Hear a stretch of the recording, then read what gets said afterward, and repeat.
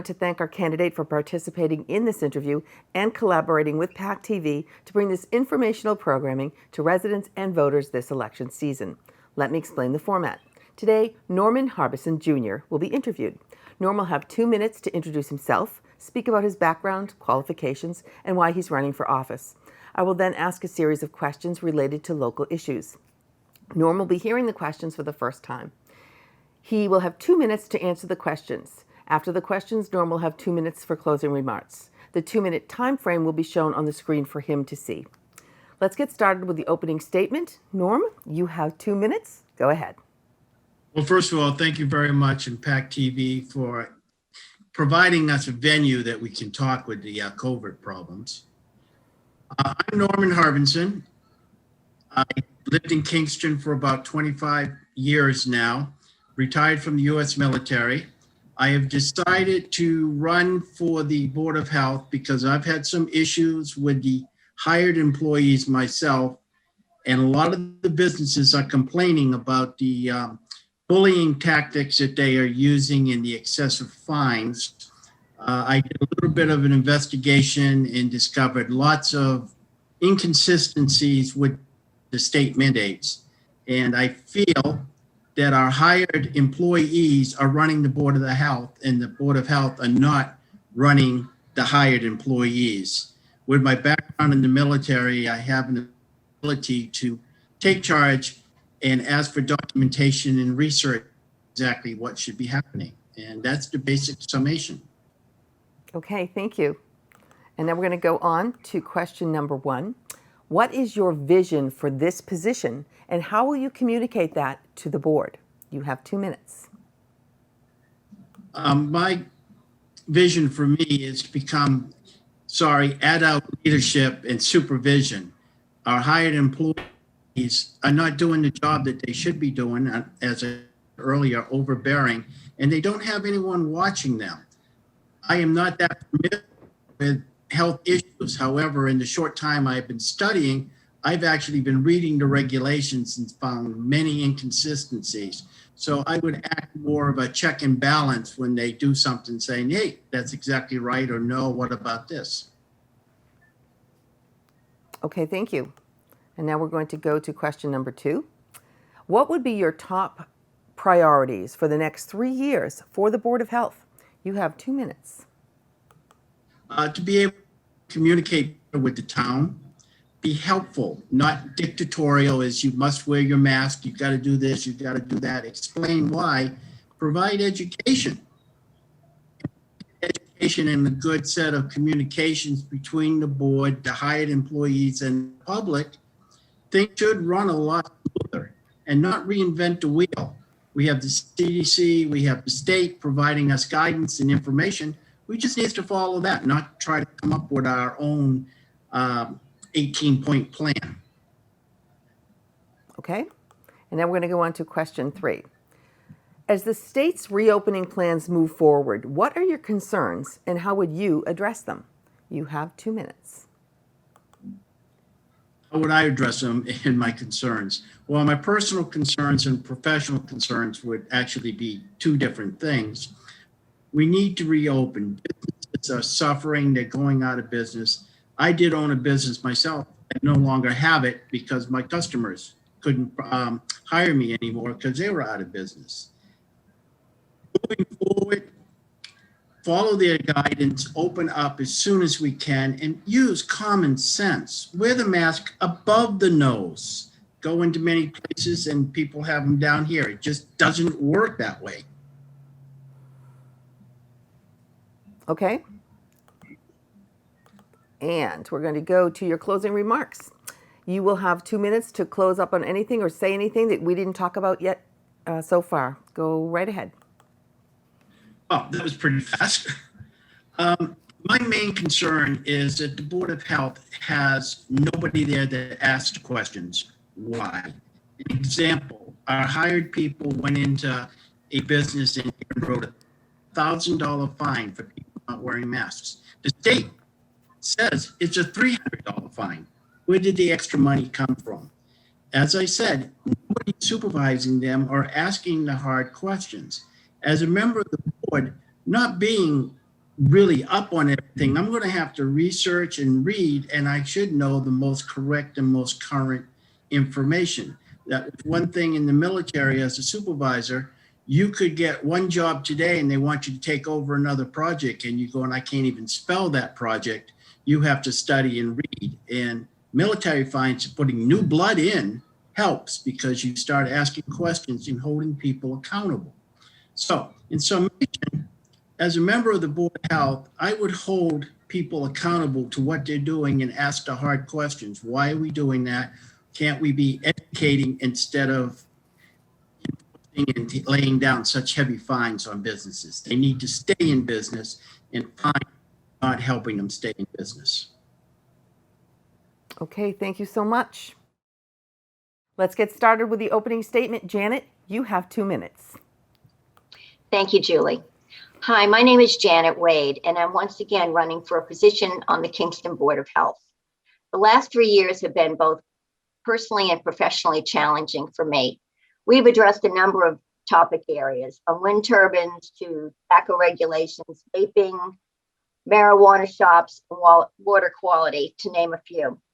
As a doctorally prepared nurse, I've worked on the Healthy Kingston initiative, which has enabled the Board of Health to introduce a number of health promotion and wellness programs into the community. And that includes Healthy Kingston, which is a program on PAC TV, which has addressed a number of health issues, including Triple E, West Nile virus, programs for seniors and children and adults.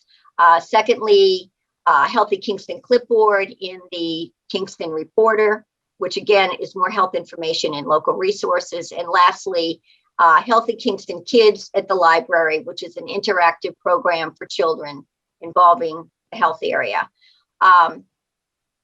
The last year has tried our patience and stamina, confronting a global-wide pandemic. The Board of Health has had to deal with changes in personnel, ever-changing COVID-19 directives from the state, and enforcing often unpopular COVID mandates. I'm asking for your vote for another term so that I can build upon the good work that has been done and work with the Board of Health and community leaders in maintaining the quality of health here in Kingston and improving it. Thank you. Okay, thank you. We'll go on to the first question. What is your vision of this position, and how will you communicate that to the board? You have 2 minutes. My vision is to continue with what I've been doing. My strong suit is health promotion and wellness, so that I am looking to expand upon the Healthy Kingston program and to not only build the program at the library and on the television program and in the newspaper, but to also extend the services further to seniors and the mainstream community, particularly through the Council on Aging and the Recreation Department. Okay, great. And question number 2 is going to be, what would your top priorities be for the next 3 years for the Board of Health? And again, you have 2 minutes.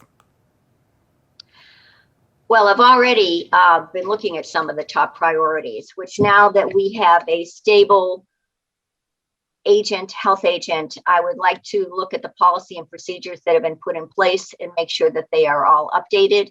I would like to be proactive rather than reactionary to circumstances, and have protocols in place so that when we come upon an issue, there's a precedence that has been set and we have information as to go about handling it. And I would like to hope that they would continue, and I know they will, promoting the Healthy Kingston initiative and extending it to other sectors of the population beyond what it is so far. Okay, great. And now we have question number 3. As the state's reopening plans move forward, what are your concerns and how would you address them? You have 2 minutes. Well, personally, I have to say, as a board member, and personally myself, I've been disappointed in the rollout of the vaccine. It is now that we're at the end of March, we're in a better position for more people to get the vaccine. I would have hoped and certainly supported having a community vaccination center. A lot of work was done by the emergency response team here in Kingston, which included our health agent, the Council on Aging director, and also the director of the fire department, to actually coordinate with Plimpton and potentially surrounding counties to have our own vaccination site. The governor has decided that he would rather put those vaccines toward the max vaccination sites. So unfortunately, that will not be in the offering. However, I would just like to see a continuation of the mandates that we've put in place. And generally, the public has been extremely supportive as far as wearing masks and social distancing. The businesses have been generally cooperative, and that everyone please get the vaccine. And that's what all I would have to say in regard to that. Okay, thank you.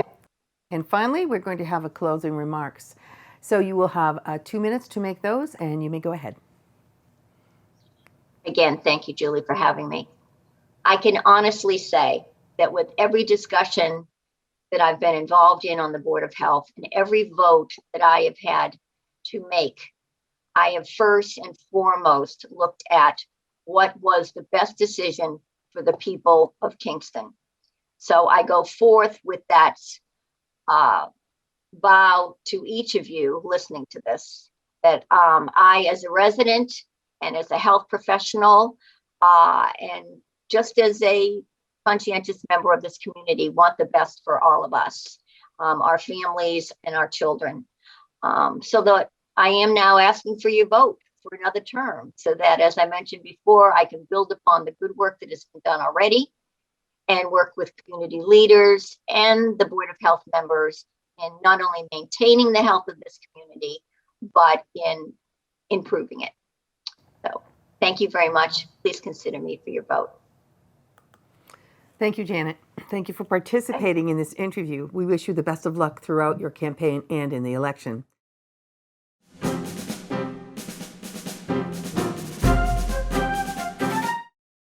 Let's get started with the opening statement. Katina, you have 2 minutes. Okay. Dear Kingston residents, hello, my name is Katina Bedard. Many of you know me as Katie Bedard, and I'm running for a seat on the Kingston School Committee in the town's upcoming election on April 24th. I wanted to take a moment to introduce myself for those who may not know me. My husband Kyle and I have been Kingston residents for 8 years, raising 2 amazing boys, Kai, who is in 1st grade, and Teo, who's in preschool at KES, at the integrated preschool. I currently work part-time at my family's business located down in Sandwich, Massachusetts, on the Cape. The seat for the Kingston School Committee is a 3-year term. My boys are young and just beginning their education in the amazing public schools of Kingston, making me the ideal candidate to serve on the board. Even though we're somewhat new to the schools in Kingston, I am no stranger to education. I have a bachelor's degree in science and a master's degree in elementary education. I have worked both in the public and private schools during my education career. That's it.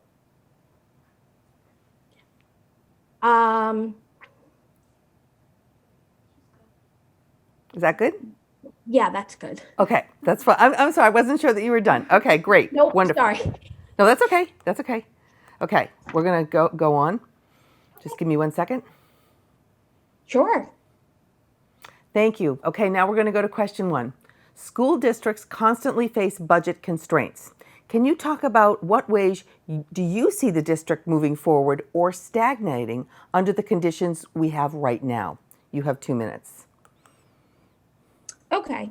Well, I'll be honest with you, since this is my first time running and getting involved more in the public school system, even though I was an educator prior to having my children and working part-time at my family business, I'm not really too familiar with the budget system.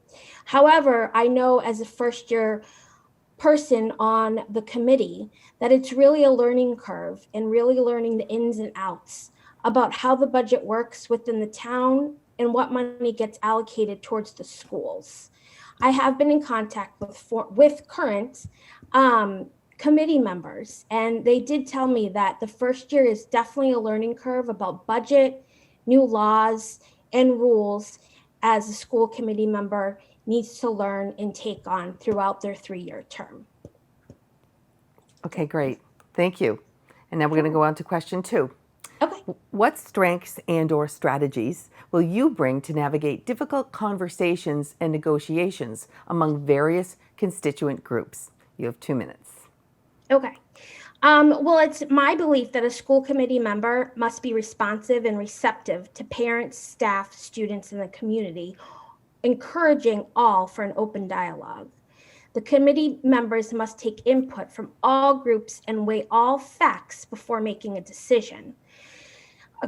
Myself, I'm willing to be accessible and willing to collaborate with all members of the community and hear members of the community. My service as a school committee member will service all the children in the Kingston community. So I believe just having an open ear, being open to that dialogue, and really communicating with the staff, administrative, and parents in the whole community in regards to what's going on in our schools. I'm all about open communication and dialogue with everybody on an equal playing field and really giving out all the facts and information before any real decision is made, or if a decision is made, backing it up with strong evidence of why that decision was made in the first place. Okay, great. Thank you so much. Mhm. And now we're going to go on to the third and final question. As Okay. we know, in the past 11 months, school districts have had to drastically change course due to the effects of COVID-19 on our communities and our society. What, if any, impact do you think the experiences of the past year will have on the school district's strategic plan moving forward? You have 2 minutes. I think moving forward on a strategic plan, it definitely has opened up a lot of eyes and ears to possibly a new way of learning. Obviously, the best place for children to learn is inside the classroom in a building. However, I feel like they've made it possible to adapt to that just of the current situation that we were in the past 11 months. And it really gave an opportunity for more people to communicate with Zoom and Google Meets and whatnot. And it really brought a lot of technology up that I think a lot of people were very unfamiliar with and very nervous about. But I think moving forward, we've all come up on the other side and we've made it. And we're able to still utilize those tools for other things moving forward with Google Meets and Zooms, and really trying to connect to community members that maybe don't want to attend a meeting or get involved because they had to physically go to a meeting. And this just seems like a new way and a great strategy that schools across the state have really come up with. And I think that it's really worked out very well for myself, and I know a bunch of constituents as well that it's worked well for. That's it. Okay, great. Thank you so much. And now you're ready to do your closing remarks, and you have 2 minutes to do those. Okay, great.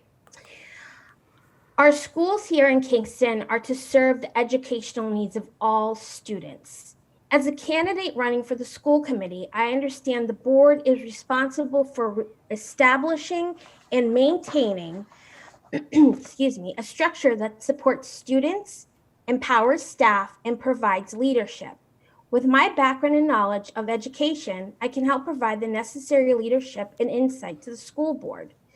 I strongly believe we have tremendous teachers and staff working with our children. Education takes place in the classroom, and the board's efforts focus on enhancing and enriching what goes on there.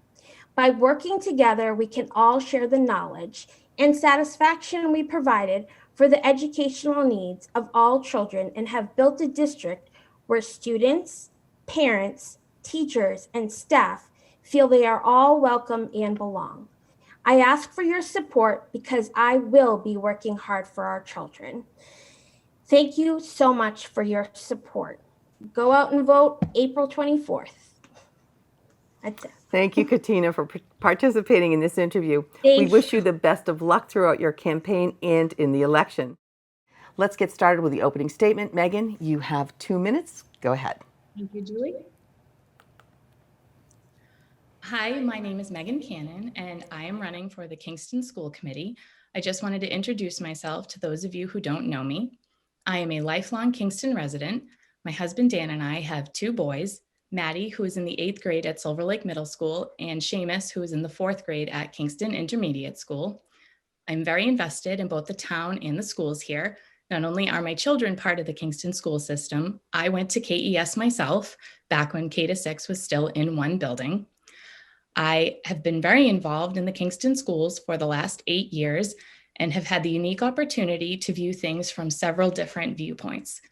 I was a KPTO board member for 7 years, being the most recent past president. I have been a room parent, a library volunteer in both schools, and I served a 2-year term on the KES School Council. I am currently on the Silver Lake Middle School Council as well.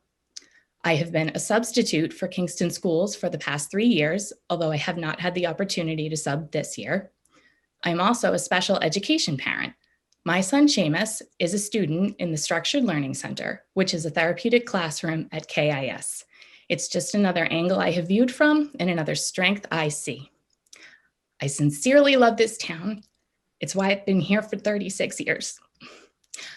I want to see Kingston flourish and succeed, and I would love this opportunity to support our students and advocate for their educational needs. Thank you. Question number 2. What strengths and/or strategies will you bring to navigate difficult conversations and negotiations among the various constituents groups that you'll have to deal with? You have 2 minutes. Thank you, Julie. That is actually a really great question. One of the strengths that I would bring to the table is I have very good diplomacy skills. There have been many times during the last 8 years while my children have been in school that situations have arisen where maybe we are not always in agreement with the school about something or just situational. And I like to take a step back to try to look at the situation from a more broad perspective, because sometimes when you're in it, it's really hard to see something for what it is.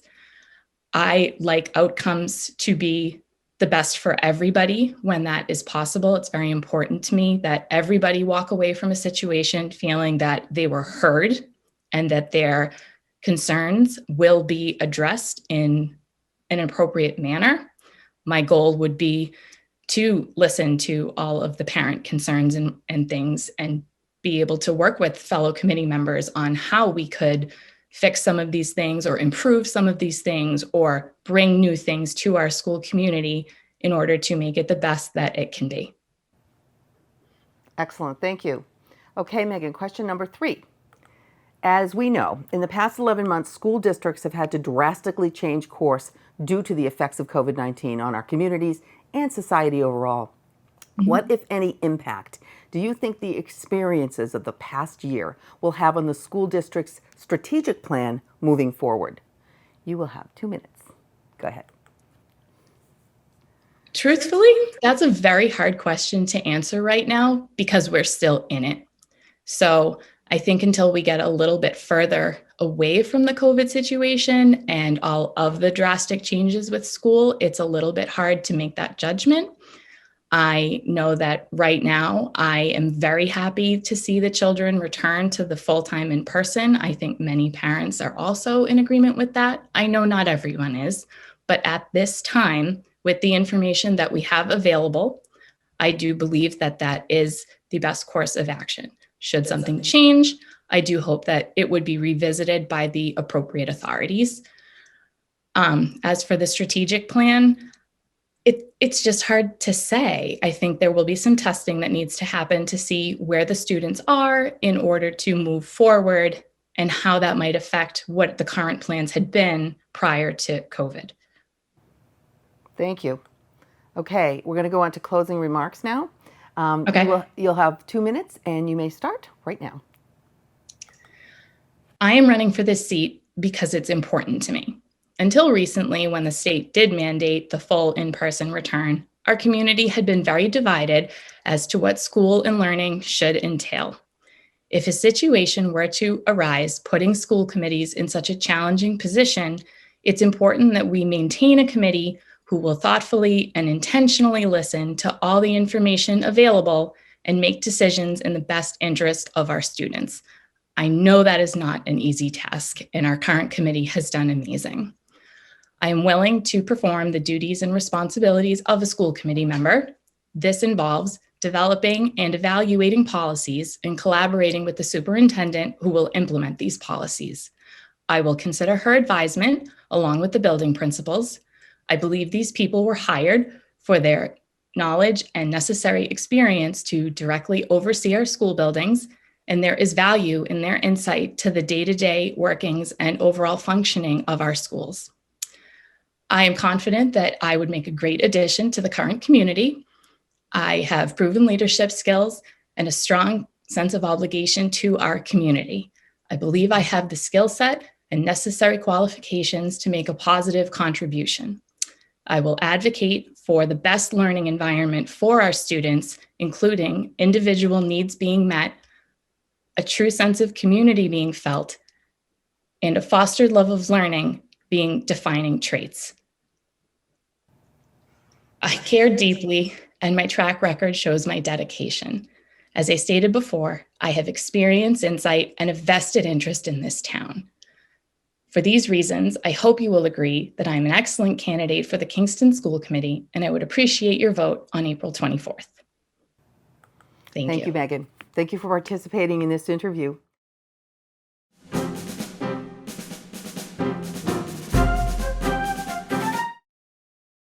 Let's get started, Emily. You're going to have an opening statement and you have 2 minutes. Thank you so much, Julie. I'm sharing with you the same information that I shared back in December with the Kingston Selectmen. For over 15 years, I've mapped my own unique exploration of pedagogy, philosophy, curriculum, and instruction through various education settings around the globe. 3 years ago, my family and I settled here in Kingston, in our forever home on Clifton Drive. My daughter, Olivia, is a first grader at Kingston Elementary School, and my son, Nelson, goes to preschool here in the town. My husband is a veteran teacher at South Shore Technical in Hanover, and I look forward to continuing to bring knowledge and experience to the Kingston, from Kingston to the Silver Lake Regional School District and the school committee. I'm deeply passionate about all things educational. I left the classroom 2 years ago. When my daughter Olivia started kindergarten, so I would have more time to be available before and after school. Since that time, I've worked remotely, even before it was the new norm, as a development manager for custom curriculum for a publicly traded education company. I'm endlessly curious and a true lifelong learner, and I bring that enthusiasm to all of my work. Having also done editing work and grant writing, I'm extremely detail-oriented and an excellent communicator. If you ask colleagues about me, you'd likely hear that I'm a team player with strong skills in communication, problem solving, thinking outside the box, and engaging any audience. As a veteran teacher, I'm well-versed in managing multiple projects and a master at time management. I bring experience and perspective as both an educator and a parent.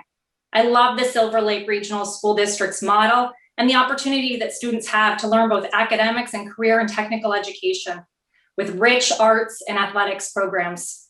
I'm excited to continue to get involved in the school district and to serve in any way needed to continue to make the district an exceptional place to learn and grow. Thank you. Thank you Thanks, very Julie. much. So now we're going to go on to question number 1.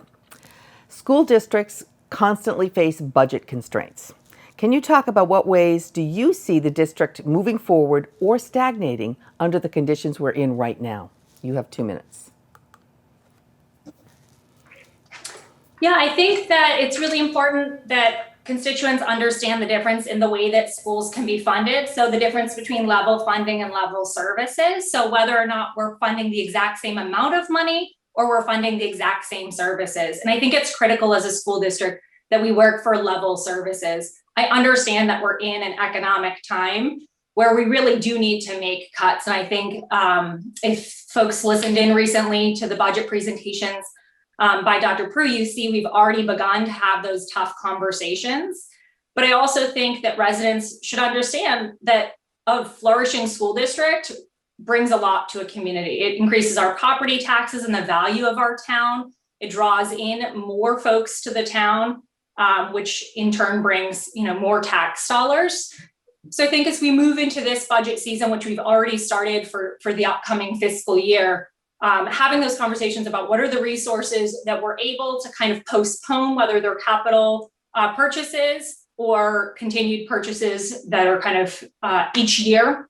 I know we've been having conversations around some of the tech. We had obviously a big increase in tech purchases over the last year as the need when more students were remote, but really looking at that and kind of thinking critically about how we're funding and what we're funding. But I'm a huge proponent of level service funding in the school district.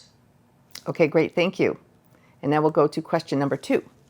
Due to the rising costs of attending college, many students are looking to join the trades after high school. What are your thoughts on growing and or expanding the CTE program to address this need? You have 2 minutes. I love it. That's one of my favorite things about Silver Lake. So my husband works in Hanover.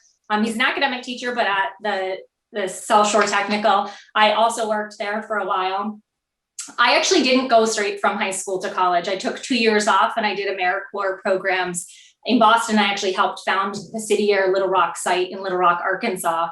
And I am a deep believer that college should be an option for every student, but that we should not be setting that as the precedent for every student. I don't think every career and every valuable career requires a college education. I think the more that our schools can explore ways to help students provide lifelong opportunities for career exploration, it's really, really critical. I'm reminded of there's a John Dewey, he was an education philosopher 100 years ago. And he said, if we teach today as we taught yesterday, we rob our children of tomorrow. And it's one of my favorite education quotes.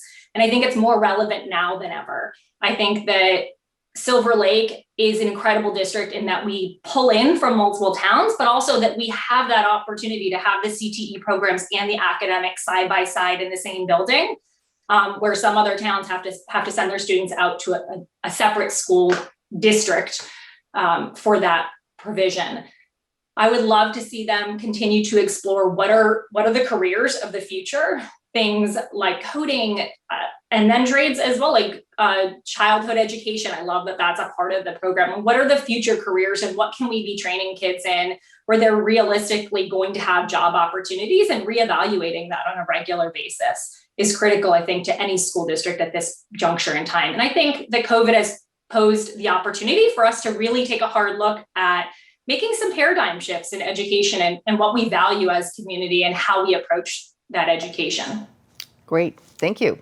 Okay, and now we're going to go on to question number 3. As we know, in the past 11 months, school districts have had to drastically change course due to the effects of COVID-19 on our communities and our society overall. What, if any, impact do you think the experiences of the past year will have on the school district's strategic plan moving forward? You have 2 minutes. I mean, it's hard to imagine that it wouldn't have. I'm a huge silver linings fan, so I think there's a lot of opportunity to look for the silver linings here. I know that Principal Gill and Principal DePiel are already talking about what are the parts of this experience that we want to keep? What can we continue moving forward? Whether it's things like using outdoor space. In the past, people have said, no, we don't go outside for class. That's not how learning happens. It has to happen within these 4 walls or it's not real learning. But the reality is that there's real value for kids getting outside. So I think we're already starting to have those conversations about what are we keeping and what's changing. I think when you look at our strategic plans as a school district, things like collaboration, professional development, our strategic plans are really built around setting learning opportunities for diverse needs for all of our learners. And I think that having things like online opportunities for education, hybrid models are still an option. I'm not saying that this year has been perfect by any stretch. I think our district has done an exceptional job. I work with people from all over the country and I hear what's happening all around the country. And I know that we're really doing an outstanding job.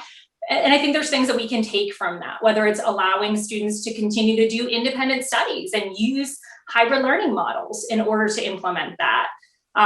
Whether it means professional development that includes hybrid learning models and professional development that includes electronic meetings as opposed to in-person meetings to allow flexibility for staff members.